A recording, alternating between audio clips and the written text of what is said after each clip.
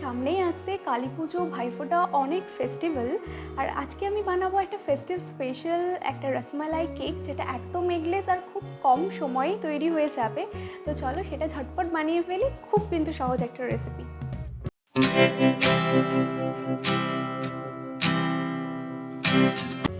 প্রথমেই এখানে আমি অ্যাড করছি 5 থেকে 6টা কেশর।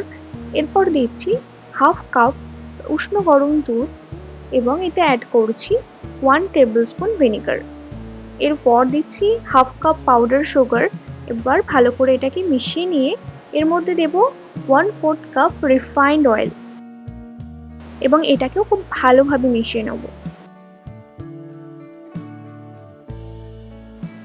এরপর এতে অ্যাড করছি 3/4 কাপ ময়দা, half teaspoon baking powder, half teaspoon baking soda. এরপর এতে আমি অ্যাড করছি 1 টিস্পুন মতন গোলাপ জল, 1 টিস্পুন এলাইচি পাউডার।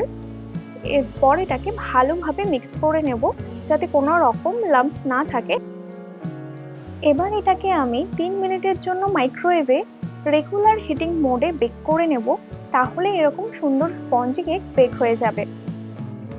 এখানে আগে থেকেই 1 কাপ দুধে কয়েকটা কেশর আর চিনি দিয়ে ফুটিয়ে ঠান্ডা করে আমি কেশর মিল্কটাকে রেডি করে রেখেছিলাম।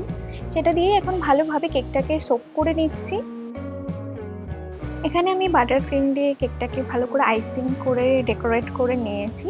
আইসিং ছাড়াও কিন্তু কেকটা খেতে অনেক ভালো লাগে, তবে বাটার ক্রিম দিয়ে এটা আরও বেশি টেস্টি হয়।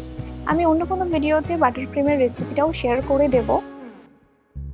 এটা দেখতে যতটা সুন্দর হয়েছে, খেতেও কিন্তু ততটাই টেস্টি হয়েছে।